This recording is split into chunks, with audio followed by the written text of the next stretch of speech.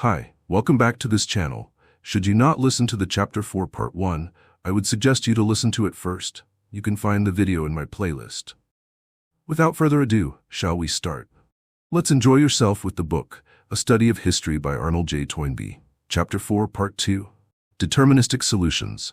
What then causes the breakdowns of civilizations?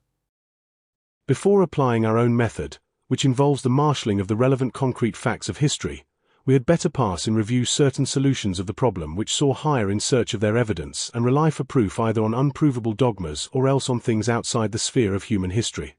One of the perennial infirmities of human beings is to ascribe their own failure to forces that are entirely beyond their control.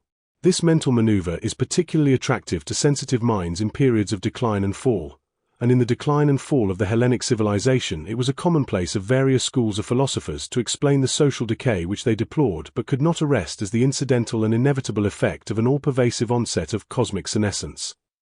This was the philosophy of Lucretius in the fast generation of the Hellenic time of troubles, and the same theme recurs in a work of controversy written by one of the fathers of the Western Church, Saint Cyprian, when the Hellenic universal state was beginning to break up 300 years later. He writes, "You ought to be aware that the age is now senile. It has not now the stamina that used to make it upstanding, nor the vigor and robustness that used to make it strong. There is a diminution in the winter rains that give nourishment to the seeds in the earth, and in the summer heats that ripen the harvests. This is the sentence that has been passed upon the world. This is the law of God, that what has been must die, and what has grown up must grow old. Modern physical science has knocked the bottom out of this theory, at any rate so far as any civilization now extant is concerned.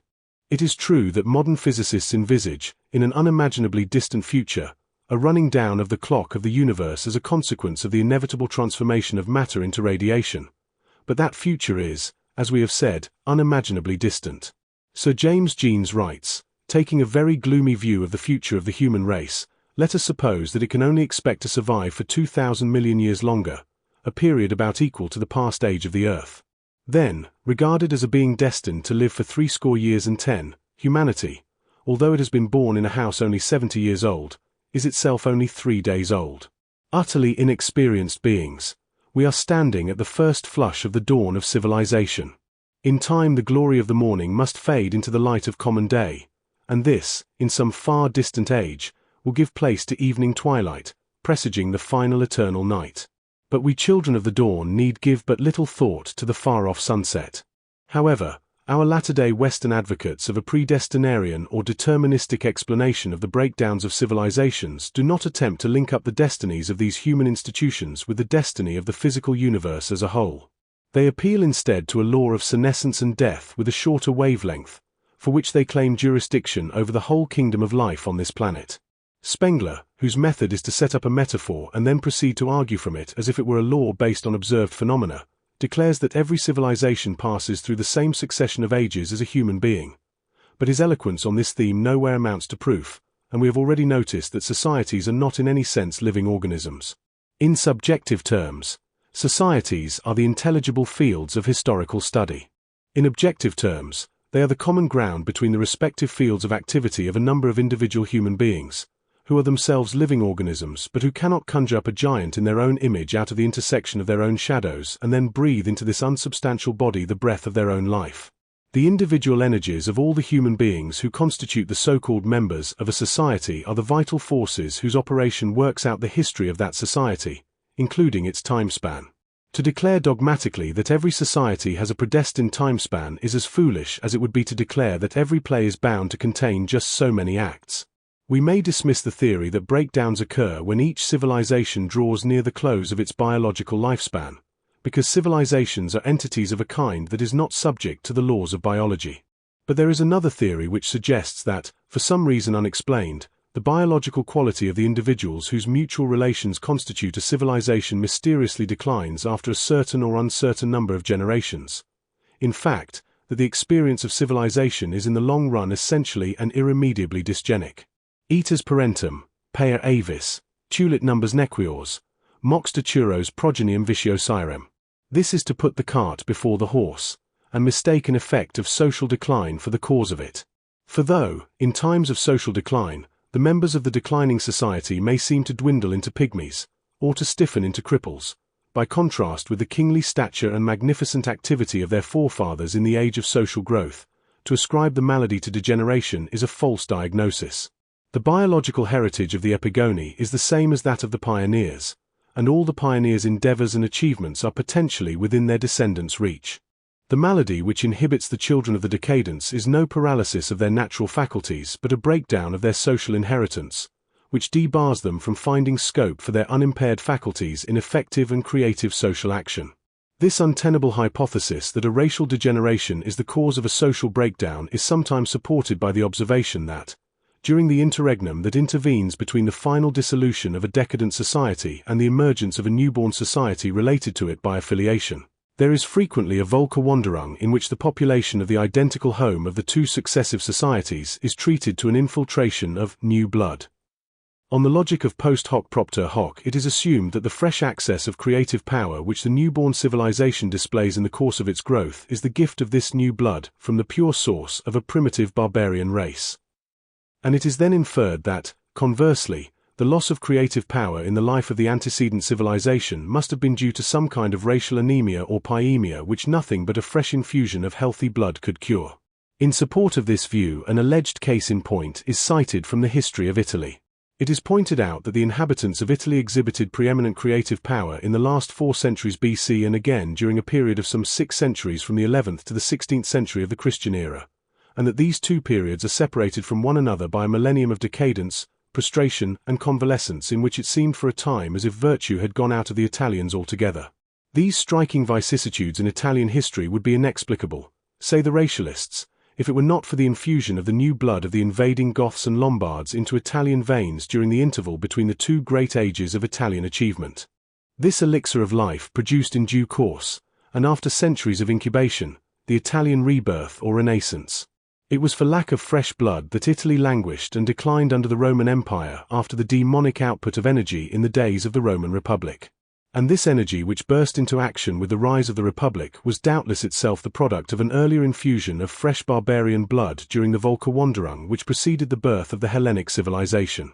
This racial explanation of Italian history up to the 16th century of the Christian era has a superficial plausibility as long as we are content to stop at that point in time. But if we allow our thoughts to travel on from the 16th century to the present day, we shall find that, after a further period of decadence in the 17th and 18th centuries, Italy was the scene, in the 19th century, of another resurrection so dramatic that the name is now applied, without qualification, exclusively to this modern repetition of a medieval Italian experience. And what infusion of pure barbarian blood had preceded this last outburst of Italian energy? The answer is, of course, none. The main immediate cause, historians seem to agree, of the 19th century Italian Risorgimento was the general shake-up and challenge administered to Italy by the experience of being conquered and temporarily ruled by a revolutionary and Napoleonic France.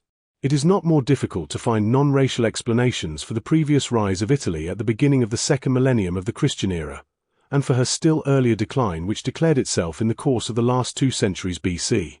This last-mentioned decline was evidently the nemesis of a Roman militarism which brought upon Italy all the appalling train of social evils that followed in the wake of the Hannibalic War.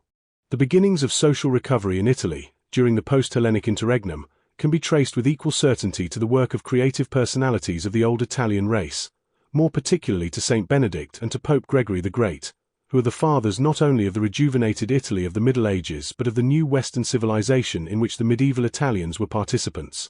Conversely, when we survey the districts of Italy which were overrun by the pure-blooded Lombards, we find that the list excludes Venice and the Romagna and other districts which played parts in the Italian Renaissance as distinguished as theirs and far more distinguished than those played by the cities known to have been centers of Lombard authority: Pavia, Benevento, and Spoleto.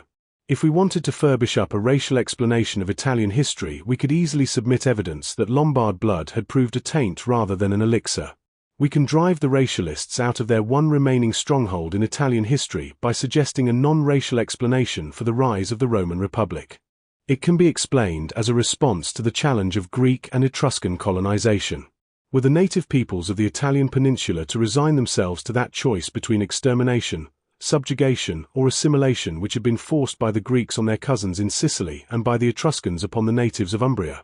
Or were they to hold their own against the intruders by adopting the Hellenic civilization of their own accord and on their own terms, and thereby raising themselves to the Greek and Etruscan level of efficiency.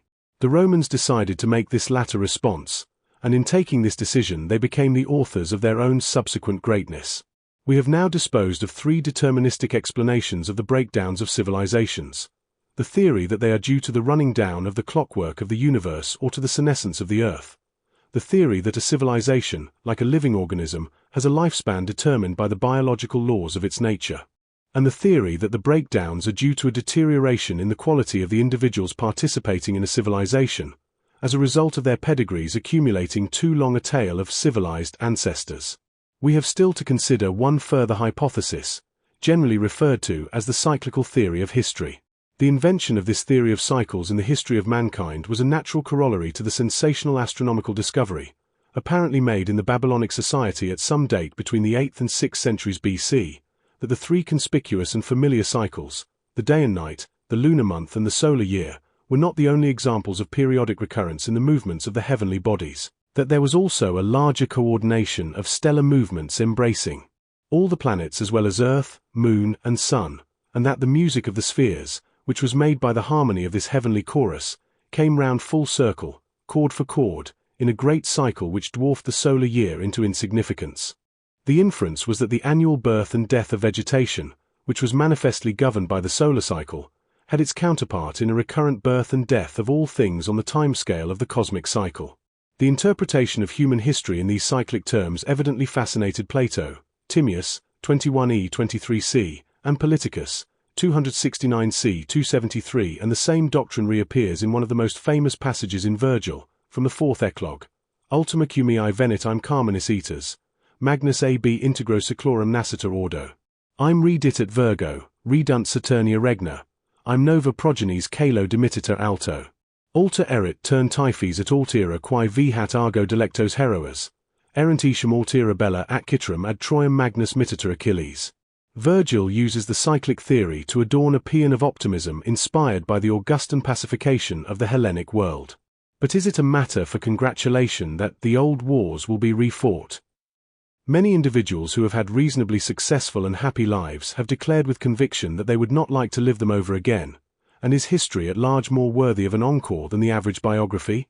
This question, which Virgil does not face, is answered by Shelley in the last chorus of his Hellas, which begins as a Virgilian reminiscence and ends on a note which is altogether Shelley's own. The world's great age begins anew, the golden years return, the earth doth like a snake renew her winter weeds outworn, heaven smiles, and faiths and empires gleam like wrecks of a dissolving dream. A loftier Argo cleaves the main, fraught with a later prize, another Orpheus sings again, and loves and weeps and dies. A new Ulysses leaves once more Calypso for his native shore. Oh, write no more the tale of Troy, if earth death's scroll must be, nor mix with Laon rage the joy which dawns upon the free, although a subtler sphinx renew riddles of death Thebes never knew. Oh, cease! Must hate and death return? Cease! Must men kill and die? Cease! Drain not to its dregs the urn of bitter prophecy. The world is weary of the past, oh might it die or rest at last. If the law of the universe is really the sardonic plus ca change plus say la mime chose, no wonder that the poet cries, in Buddhist mood, for release from the wheel of existence, which may be a thing of beauty so long as it is merely guiding the stars in their courses, but which is an intolerable treadmill for our human feet. Does reason constrain us to believe, quite apart from any alleged influence of the stars, in a cyclic movement of human history? Have we not, in the course of this study, ourselves given encouragement to such a supposition? What of those movements of yin and yang, challenge and response, withdrawal and return, apparentation and affiliation, which we have elucidated? Are they not variations on the trite theme that history repeats itself? Certainly, in the movement of all these forces that weave the web of human history, there is an obvious element of recurrence. Yet the shuttle which shoots backwards and forwards across the loom of time in a perpetual to and fro is all this time bringing into existence a tapestry in which there is manifestly a developing design and not simply an endless repetition of the same pattern. This, too, we have seen again and again. The metaphor of the wheel in itself offers an illustration of recurrence being concurrent with progress. The movement of the wheel is admittedly repetitive in relation to the wheel's own axle, but the wheel has only been made and fitted to its axle in order to give mobility to a vehicle of which the wheel is merely a part, and the fact that the vehicle, which is the wheel's raison d'etre, can only move in virtue of the wheel's circular movement round its axle does not compel the vehicle itself to travel like a merry-go-round in a circular track.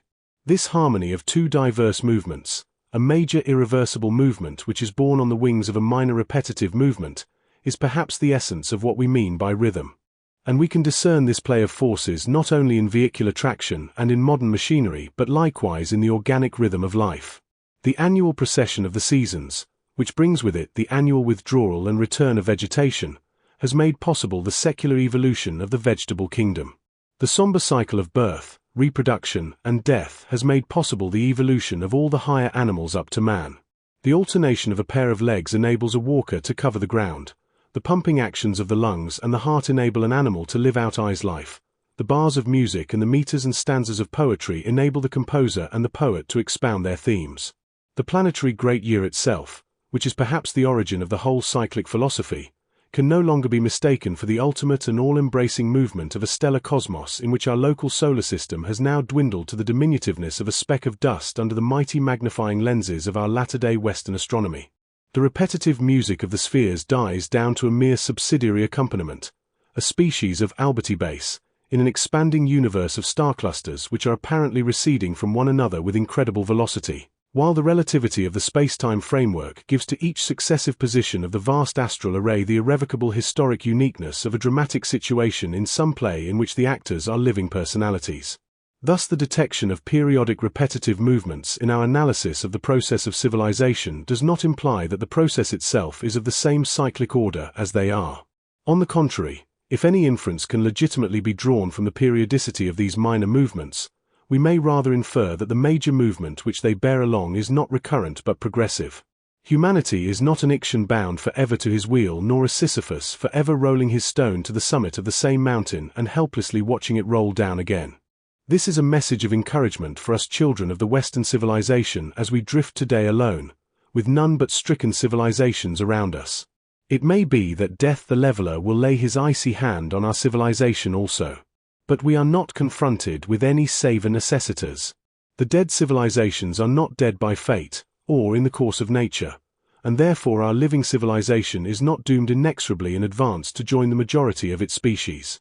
Though 16 civilizations may have perished already to our knowledge, and 9 others may be now at the point of death, we, the 26th, are not compelled to submit the riddle of our fate to the blind arbitrament of statistics. The divine spark of creative power is still alive in us, and, if we have the grace to kindle it into flame, then the stars in their courses cannot defeat our efforts to attain the goal of human endeavor. End of Chapter 4, Part 2. Should you want to continue to Chapter 4, Part 3, please proceed to the next video. Thank you for taking the time to listen to this book. I hope you enjoyed it. Don't forget to like and subscribe to our channel for more. Thank you.